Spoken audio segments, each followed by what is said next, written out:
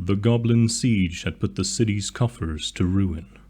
Once the garrison of Hopsmill had been overrun, the Baron had had to resort to hiring mercenaries, offering rewards to any adventurers in the city walls and bounties on goblins' heads to spur the population into taking action.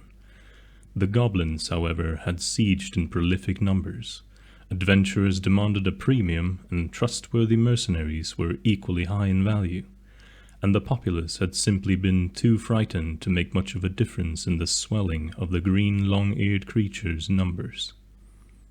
Certainly, the influx of goblins had finally turned to a trickle of reinforcements, and now even the masses of them that populated the sprawling camp outside of the gates had a bedraggled look.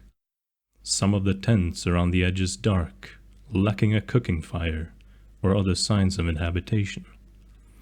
In the early morning, as the goblins' camp began to rouse, a susurrus of excitement seemed to pulse among the remaining greenskins, though a particularly large ogre had finally stirred from the monstrously large tent that stood at the center of it all, and the rotund creature, shouting and growling orders, gathered something resembling an honor guard to himself as he strode through the encampment, brandishing a large double-headed axe in one hand and a club, easily as tall as a goblin, beset with bull's horns in the other. The ogre and his guard crossed uncontested into the no-man's land that had naturally formed in the conflict. The corpses of hundreds of goblins and as many men lay scattered and discarded like so many gruesome spent toys among the field. The ogre didn't so much as bother to walk around them, seemed to revel in the crunch of brittle bone, the squelch of rotten flesh under his bare feet as he approached Hopsmill's main gate. An imposing, intimidating figure roaring out a sound that was as much challenge as it was promise. Today, the goblin horde would take the city of Hopsmill for their own. Garrett made an odd figure as he strode forward on the parapets. A 2-foot square wooden shield tucked paradoxically under his arm, and raised a silver horn to his lips, blowing out a single long note in reply. It was a petulant, smooth note that cut through the ogre's roar like a knife. The simple audacity of the harmonious sound that echoed into the hills confused the ogre. His maw remained open while he took in the man who stood on the roof of the gatehouse, looked briefly at the horn, and then spoke into it. The device glowed a shimmering blue while it amplified his voice to a level that it might be heard anywhere the horn's previous note had fallen. "Hongar Cracktooth, hear me," proclaimed Garrett. "I am Garrett Shimmerstone, proprietor of Shimmerstone Inn, and mercantile like my father, and my father's father, and 8 of our fathers before us." The man's clarion voice rang out, sang about, and stilled even the unruly goblins in their camp to silence. Hungar growled out an impolite sound, best interpreted as, "Who cares?" And Garrett continued, "I've stood idly by while you laid waste to our army. I've stood idly by while you slaughtered those our Baron hired to replace them.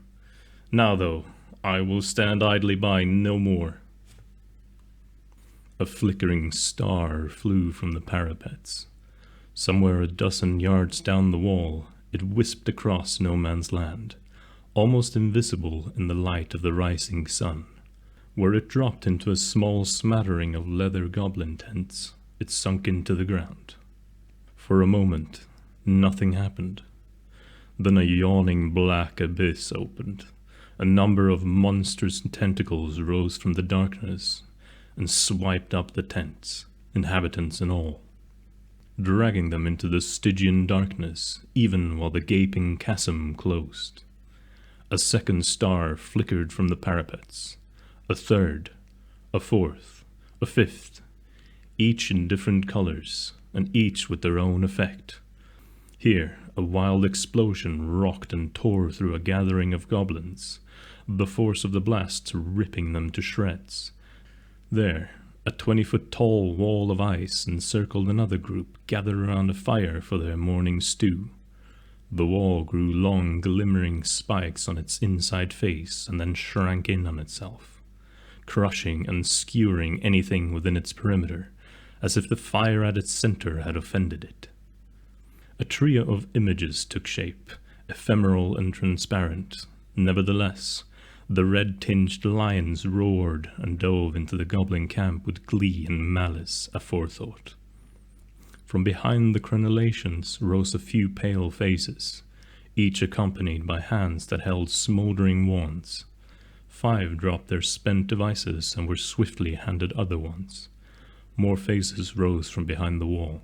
10, 20, 30, each with rods or filigree wands or staves. A particularly impressive-looking staff was leveled at Hungar, who had just about enough time to shriek before the blast of lightning tore through him, and from him through his honor guard, leaving masses of unidentifiable, hissing, smoldering flesh in its wake. As the firestorm of chaotic, wild, and undisciplined magic truly began to flow from the battlements in a tidal wave of random, unpredictable effects, Garrett looked at the half-dozen empty chests that stood behind him, labeled magic, wands, rod staves, unsorted. He nodded, finally dropping the spent horn of amplification on the floor, where it began to sizzle and melt back into the components it had been shaped from. He took the shield, no, the sign, out from under his arm and smirked grimly at it. This was the end of an era, and the beginning of a new one. "No credit, my ass," he muttered, dropping the sign off the crenellations and into the chaos below.